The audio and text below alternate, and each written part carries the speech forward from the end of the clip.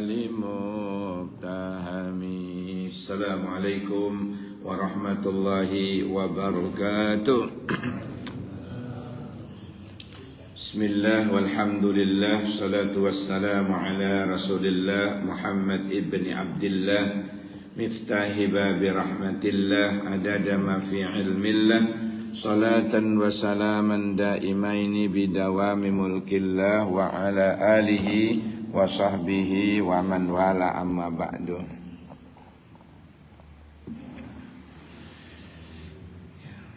Takmir dan jamaah sekalian yang insya Allah kita semua akan terangkat derajat kita ke makom yang terpuji insya Allah. Allahumma amin ya rabbal alamin. Bulan Agustus identik dengan hari kemerdekaan. Leres nggak? Agustus identik dengan kemerdekaan, di mana kemerdekaan ini bukan hadiah dari Jepang, bukan hadiah dari Belanda, tetapi memang hasil ikhtiar bangsa kita sendiri yang mayoritas adalah para kiai dan jamaahnya, para kiai dan santrinya, dan para jamaah sekalian yang turut berjuang meraih kemerdekaan, sehingga oleh para pemimpin kita jujur dikatakan bahwa kemerdekaan itu adalah atas berkat rahmat Allah. Leres nih? Di Undang-Undang Dasar 45 di situ diungkapkan atas rahmat, gimana? Dengan rahmat Allah yang maha kuasa, atas berkat rahmat Allah. Jadi berkat rahmat, Pak. Dulu saya katakan, jangankan kok itu, orang ngaji gini nih, ya, orang ngaji begini nih, kata Nabi, ini dipenuhi dengan rahmatnya Allah. Ya, di dalam Sahih Muslim itu, la yaq'udu qaumun yadhkurunallah atau yatlunal kitab,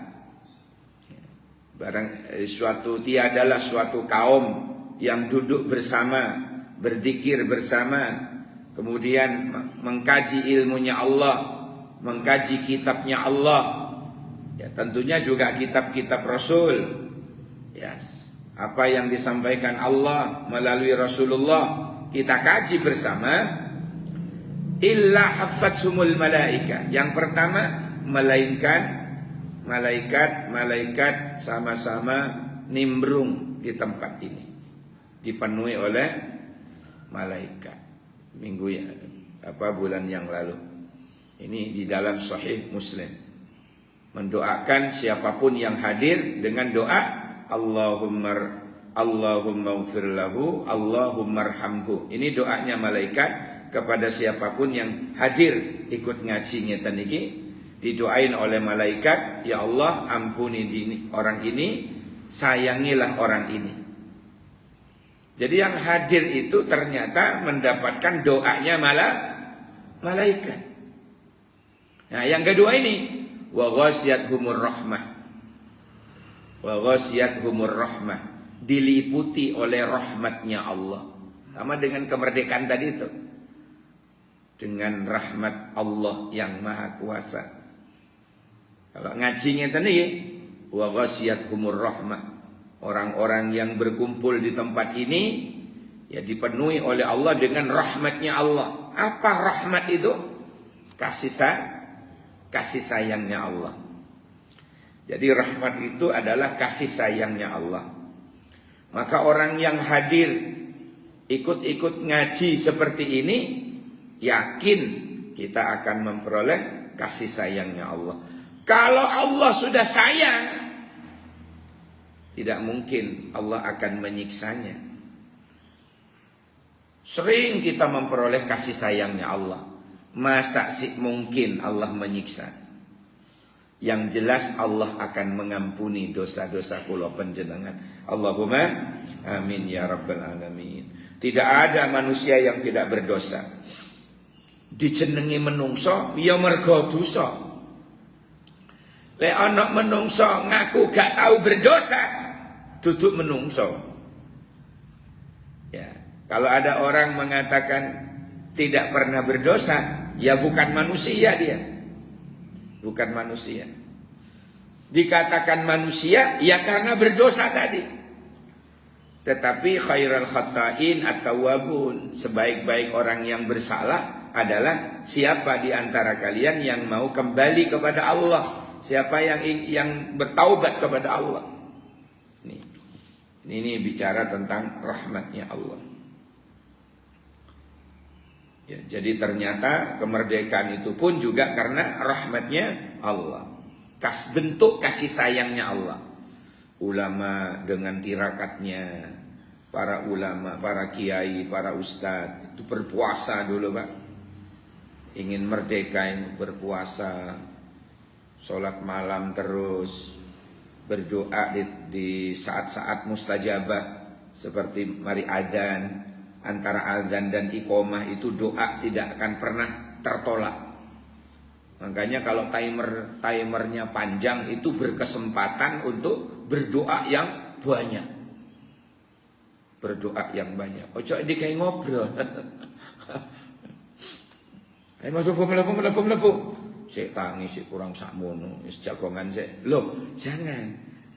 Takmir menyiapkan timer panjang itu agar supaya jamaah bisa leluasa memperpanjang, memperbanyak doa. Bukan memperbanyak ngerumpi. Ya. Alah sih, komat sih tangi. Jagongan sih. Jangan, eman. Engkau lek tuas, kalau sudah kadung jagongan Pak, yakin saya pasti omongannya ngelantur kemana-mana. Termasuk juga akan ngerasani imamnya, akan ngerasani kiai ini, akan ngerasani takmire, akan ngerasani sesama jamaah. Pasti itu, setan itu lihai, iblis itu lihai Pak. Makanya saya ajungkan jempol, takmir memberikan timer panjang itu berkesempatan istighfar yang banyak, sholawat yang banyak, berdoa yang banyak. Luar biasa. Ini takmir memberikan waktu timer yang panjang agar supaya kula panjenengan memperbanyak berdoa. Memperbanyak berdoa. Jangan lupa tahiyatul masjidnya, jangan lupa qabliyatus subahihnya.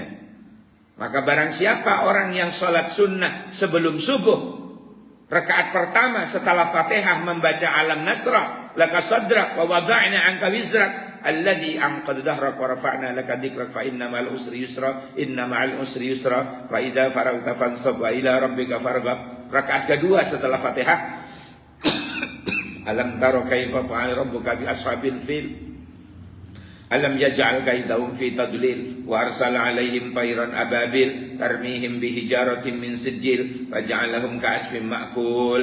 Siapa orang yang membaca surat itu, lam yusibhul musibah, orang tersebut tidak akan pernah dihinggapi musibah, tidak akan pernah menghadapi musibah alam ini, diselamatkan, dilindungi oleh Allah Subhanahu wa taala.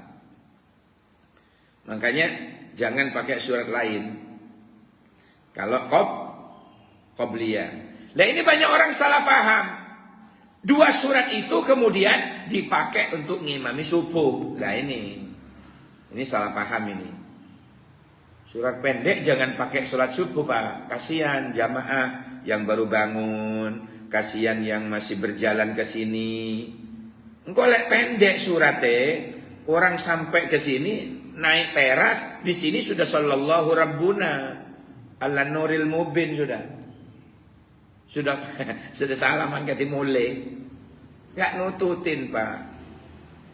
Ya, kasihan kalau suratnya terlalu pendek, kasihan yang baru bangun, yang masih wudu, yang masih berjalan ke sini. Ya. Kasihan juga Pak Rozak yang biasanya masih jenabat. Ya, ini kasihan. Jadi ditunggu. Ya, hadirin sekalian yang dirahmati Allah. Pun wa nazzalat alaihim as-sakinah. Minggu yang lalu ini. Bulan yang lalu. Yang ketiga, Allah turunkan kepada orang-orang yang hadir itu perasaan as-sakinah. Apa? Ketenangan batin, ketenteraman jiwa, damai hatinya. Subhanallah. Kemudian yang keempat, wa dzakarahumullahu fi man indahu, disebut satu-satu nama kula jenengan, dibangga-banggakan oleh Allah di hadapan para malaikat. Nah, pun kita lanjut. Ij'alu, qala Rasulullah sallallahu alaihi wasallam, kanjeng Nabi dawuh, ij'alu salatikum fi buyutikum, jadikanlah oleh kalian semua salat kalian itu fi buyutikum, di rumah kalian. Salat apa? Salat-salat sunnah. Wala tattakhiduha qubura, dan janganlah engkau jadikan rumah-rumahmu ya seperti kuburan. Rumah itu jangan jadikan seperti kuburan, kata Nabi. Tidak pernah ditempatin apa? Sholat, tidak pernah ditempatin zikir bareng. Nggak. Tapi kadang-kadang lah angsal giliran jamaah tahlil itu di omai nolak. Ojo di omah. Rimbat jahinai. Aku kari-kari omaku cilik. Jangan gitu. Kesempatan itu, Pak. Kesempatan ditempatin zikir. Ya, di qiraatil Quran, di sekalian ketempatan pengajian, ya kan? Ada pajinya kan? Ada ceramahnya. Ya, di samping membaca kalimat-kalimat thayyibah di tempat itu, di rumah itu. Maka Allah akan mengutus malaikat memenuhi tempat itu. Allah berikan rahmatnya, Allah turunkan sakinah, Allah bangga kepada mereka. Jadi jangan jadikan kuburan. Jangan jadikan rumahmu kalian adalah seperti kuburan. Jangan. Ramaikanlah dengan tilawatil Quran dan salat-salat sunnah. Kalau wajib kan di masjid. Ya, makanya kata Nabi, ij'alu min salatikum fi buyutikum.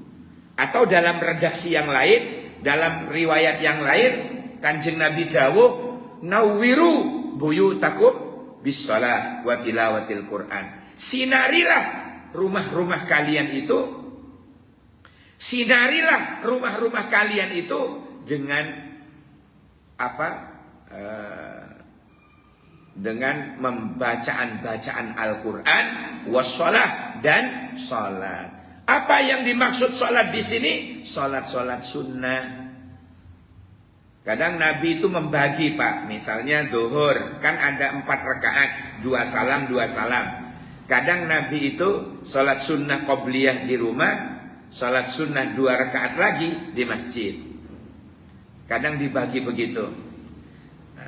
Ba'diyat, misalnya lagi ba'diyatal apa?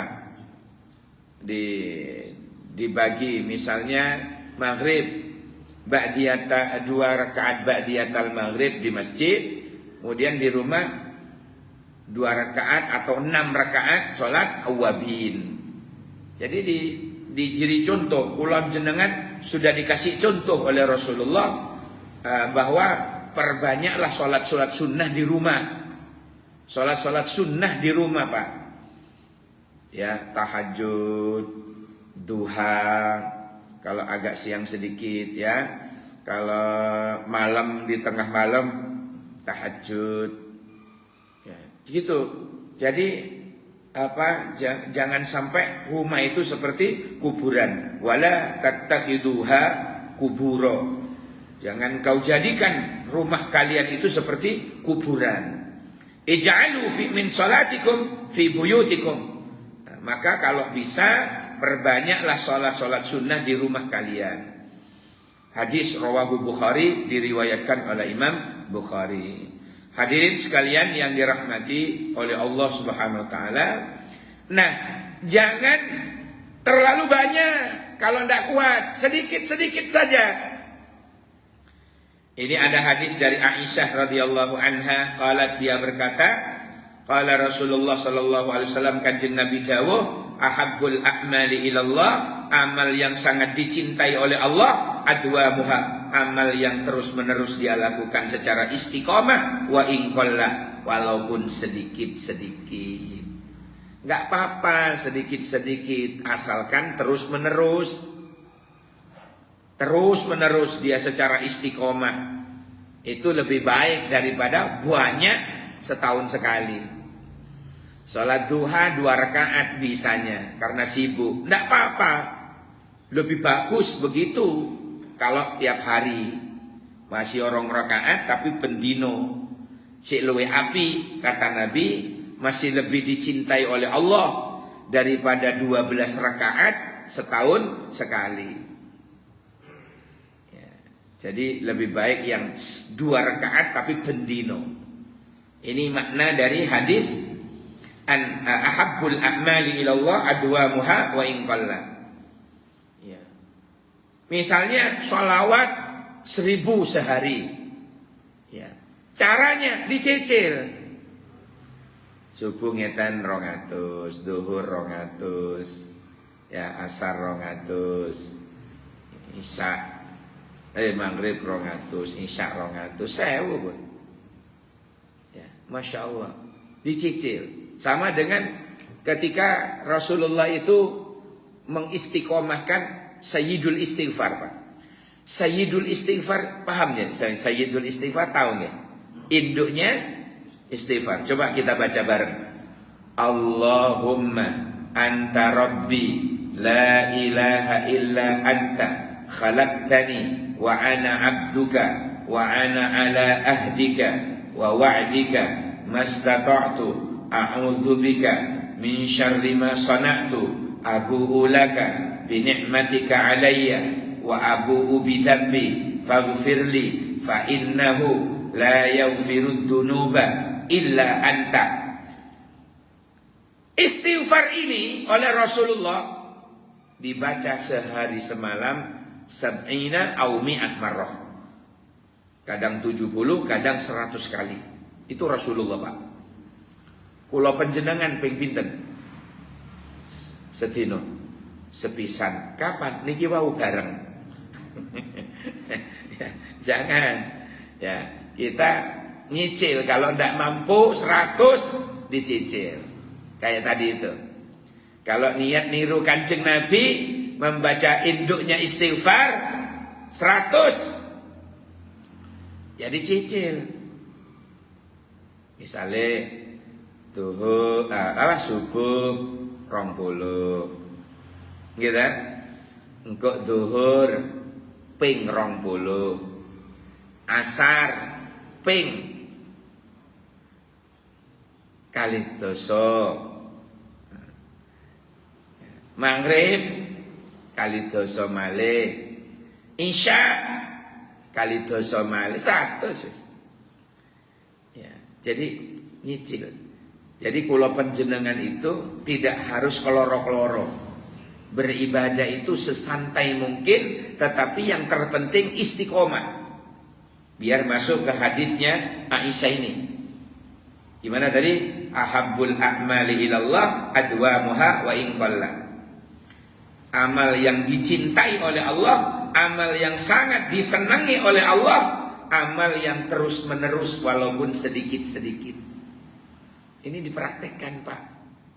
Ayo kita praktekkan. Sholawat dicicil. Kalau langsung barangkali berat karena kurang kulino. Istighfar kalau langsungan berat, dicicil. Apalagi nyicilnya pas antara azan dan iqomah. Doa-doa yang tidak pernah ditolak oleh Allah. Mustajabah. Doa antara azan dan iqomah. Karena timernya panjang, penjenengan siapkan tasbih, baca. Rabbighfirli wali walidayya, Rabbighfirli wali walidayya, Rabbighfirli wali walidayya. Ini istighfar yang luar biasa. Ya Allah, ampuni dosaku dan dosa kedua orang tuaku. Ya Allah ampuni dosaku dan dosa kedua orang tuaku. Terus satu putaran tasbih, sholawat. Terus masih ada waktu, terus doa. Masih ada waktu, terus perbanyak doa. Inilah pentingnya kita memiliki timer yang dipanjangkan, agar supaya sekali lagi memperbanyak istighfar dan doa, memperbanyak wiridan, memperbanyak sholawat. Ini fadilahnya memperpanjang timer. Jangan sekali lagi, jangan digunakan ngerumpi di luar, malah bawa termos itu dari rumah ngopi. Masya Allah, jagongan. Jadi timer yang disiapkan oleh takmir agar supaya memperbanyak istighfar, malah digunakan untuk memperbanyak ngobrol ngalor ngidul, sehingga belarah jebule ghibah. Naudzubillah, summa naudzubillah. Yang berikutnya, ahabbul a'mali ilallah. Tadi itu diriwayatkan oleh dari Aisyah. Tadi itu diriwayatkan oleh dua orang, yaitu Imam Bukhari dan Imam Muslim. Sekarang bawahnya kita diingatkan melalui sabda Kanjeng Nabi dari Mu'adz bin Jabal. An Mu'adz bin Jabal radhiyallahu anhu qala Rasulullah sallallahu alaihi wasallam, ahabbul a'mali ilallah, termasuk amal yang juga dicintai oleh Allah, antamuta walisanuka radbun min dzikrillah. Engkau ketika mau mati, lisanmu tetap, bibirmu basah karena banyak berzikir kepada Allah Subhanahu wa taala. Ya, pas nazak, ya, mau mati kok hebat, masih lisannya masih terus menerus berzikir. Kalau sudah nggak kuat, nggak sadar, biasanya dipimpin, ditalkin oleh orang yang hidup. Dalam riwayat Imam Bukhari dikatakan, lakinu mautakum bila ilaha illallah. Talkinkanlah orang yang mau mati di antara kalian dengan kalimat la ilaha illallah. Ya. Di sini juga begitu. Ahabbul a'mali ilallah antamuta wa lisanuka radbun min dzikrillah. Ya. Antamuta ing yento kati mati sira, wa lisanuka lan iku keduwe lisan sira, radbun utawi napa? Radbun min dzikrillah, basah karena masih banyak berzikir mengingat Allah. Rawahul Baihaqi, diriwayatkan oleh Imam Al-Baihaqi. Hadirin sekalian yang dirahmati Allah, ada cerita Imam Abu Zakaria. Ini seorang walinya Allah. Pada waktu nazak, pada waktu mau wafat, hampir wafat, Imam Abu Zakaria ini ditalkin oleh keluarganya, oleh murid-muridnya yang sudah jadi kiai-kiai besar. Imam ini mau wafat, ditalkin oleh salah seorang murid yang sudah jadi kiai, dituntun, diberi dituntun, ditalkinkan, tapi banyak orang yang salah paham jadinya. Bagaimana ceritanya? Setelah pariwara yang satu ini. Jangan kemana-mana, saya juga tidak akan kemana-mana.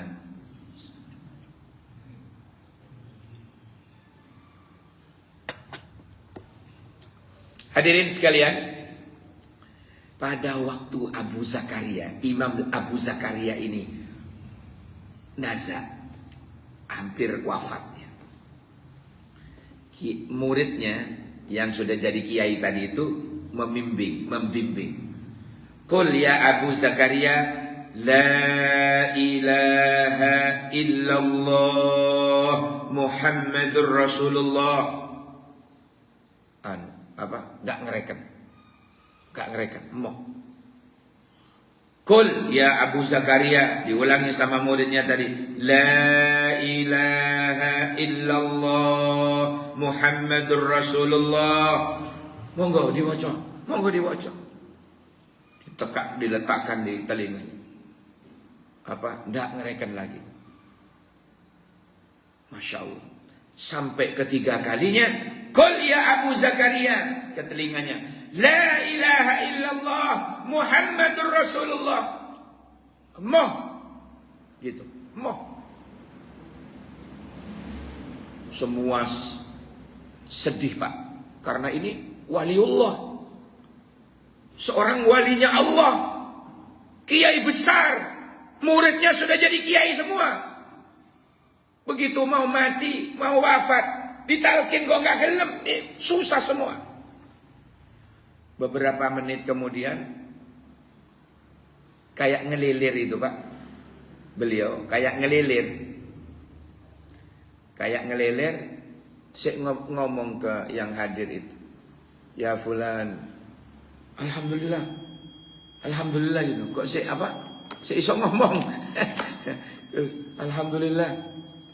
Nggih guru, wonten napa? Sendika dawuh. Iki mang ada seseorang yang menuntun aku. Oh nggih, kula. Kula nuntun jenengan niku wau, talqin. Iku mang bersamaan dengan iblis datang menawari aku air. Karena orang mau meninggal itu ngelaknya luar biasa, katanya begitu. Saya belum pernah Pak. Jenengan pernah? Ya, itu banyak orang katanya ngelak gitu. Lalu ada iblis bawa air Pak. Apa itu? Sak mangkok gede itu jenenge napa? Baskom lah, baskom. Kak gede kak cilik baskom. Jenenge baskom nggih. Kak kegeden kok kolam renang kok. Baskome tanggung dibawain air.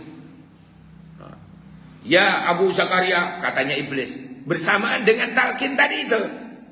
Ya Abu Zakaria, kau ingin air ini? Iya.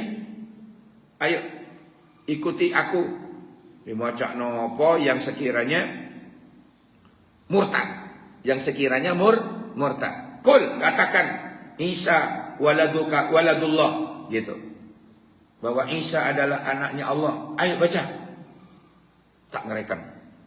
Seperti tadi ya, yang gak ngerekan pertama tadi Pak. Ya, buat Abu Zakaria, la ilaha illallah Muhammadur Rasulullah. Bersamaan dengan itu iblis campur tangan di dalamnya itu.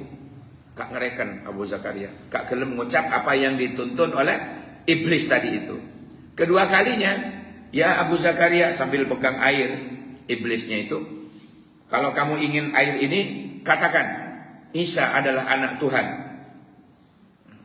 Gak ngerekan lagi. Yang ketiga kalinya, iblis menuntun gini, Qul ya Abu Zakaria, la ilaha. Katakan bahwa Tuhan tidak ada. Malah Abu Zakaria mengatakan yang ketiga itu, aku gak mau ngomong begitu. Lah, sedangkan yang nuntun talqin itu menyangka tidak mau dituntun talqin. Padahal ada iblis datang menggoda seperti ini. Walinya Allah loh Pak.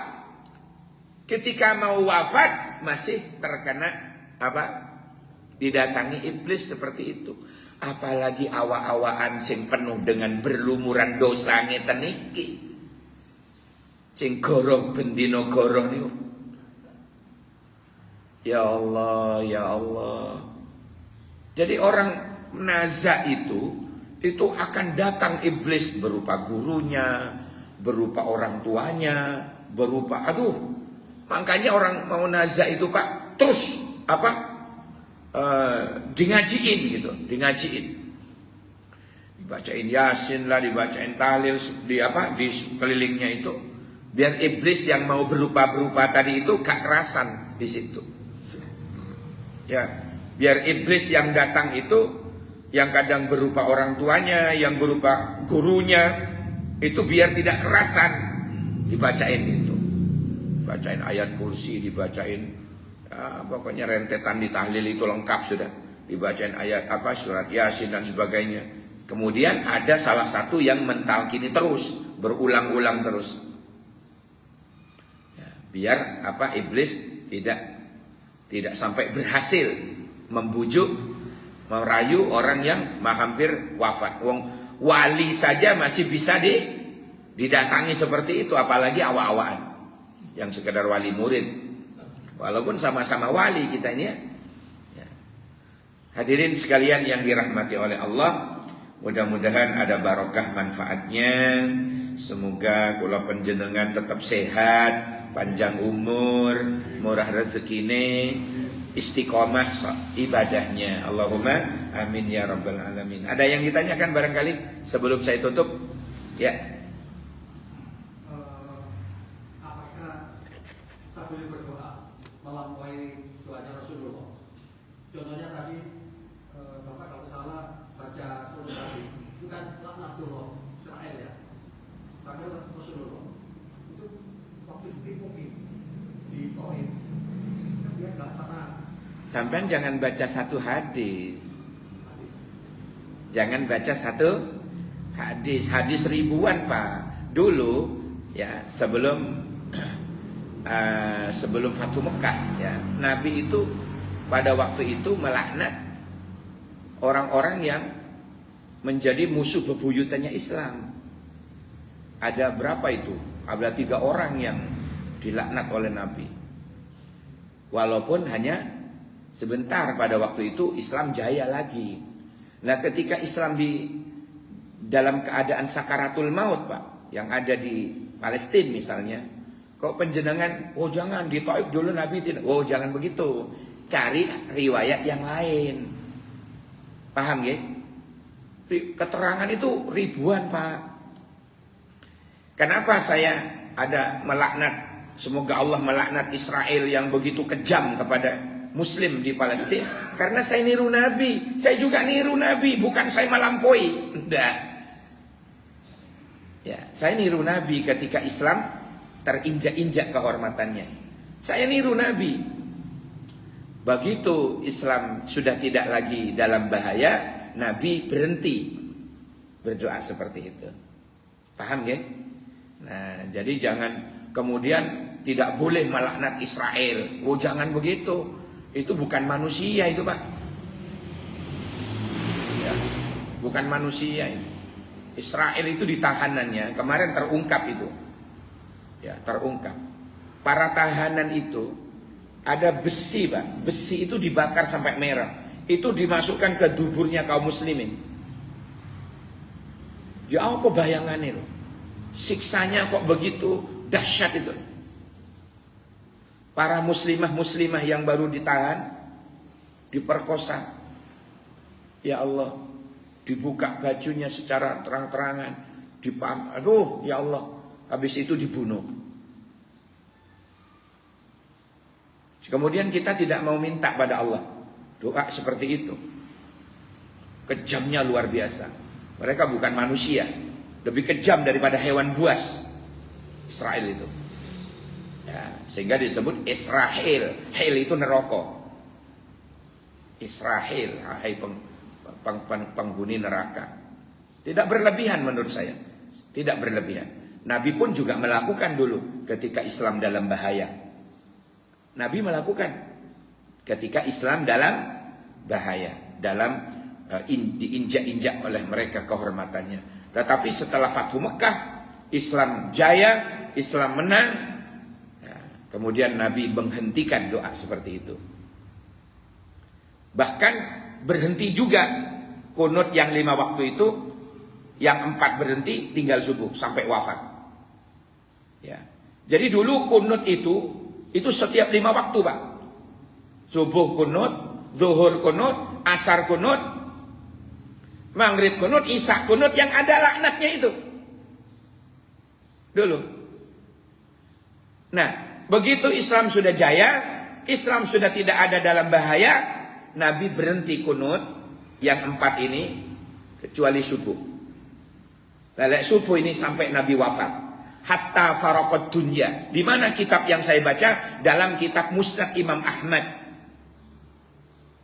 Hadis nomor 12.196. Itu mengatakan Nabi berkunut di dalam subuh hatta faraqad dunya, sampai Nabi wafat. Tapi sudah tidak ada lagi laknat-laknatnya. Yang ada laknatnya itu ketika bersamaan 5 waktu itu. Paham gak? Jangan dianggap tidak ada. Ketika Islam dalam bahaya, Pak. Ketika Islam dihina, diinjak-injak kehormatannya.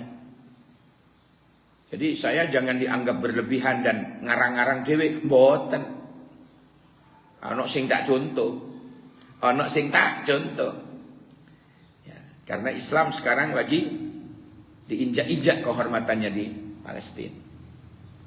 Oke? Boleh?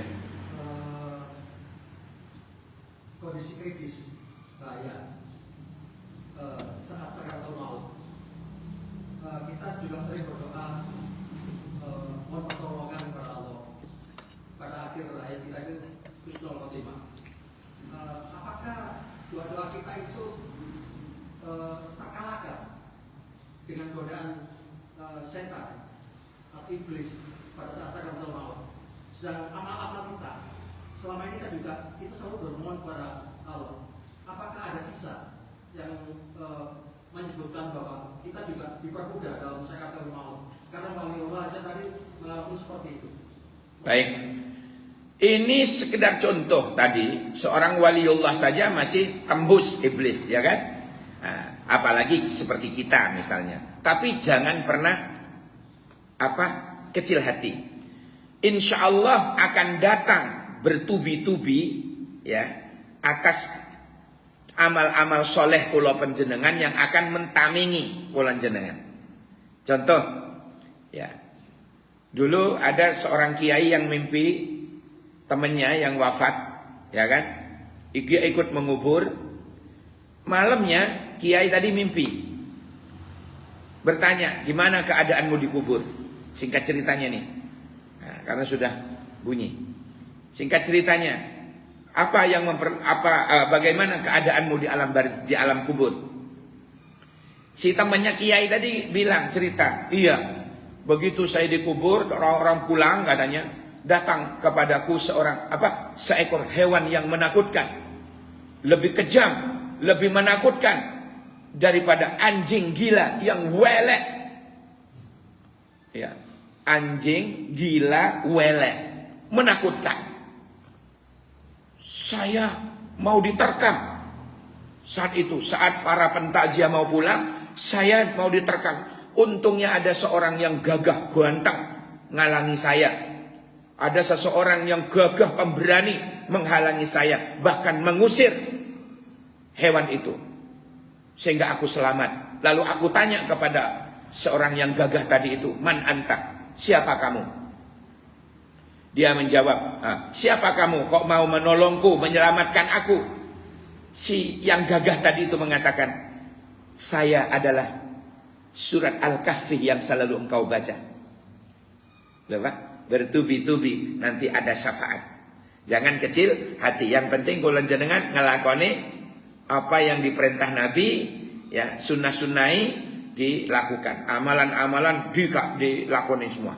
Insya Allah nanti matinya pun akan diselamatkan, akan datang bertubi-tubi yang akan menyelamatkan. Paham Pak nggih? Demikian, subhanakallahumma wa bihamdika asyhadu an la ilaha illa anta astaghfiruka wa atubu ilaik. Subhana rabbika rabbil izzati amma yasifun, salamun alal mursalin, walhamdulillahi rabbil alamin. Kacepot kula namira mun beri selopot anyo na sapora, sakay bangkong cek sarana sekalangkong saporana. Assalamualaikum warahmatullahi wabarakatuh.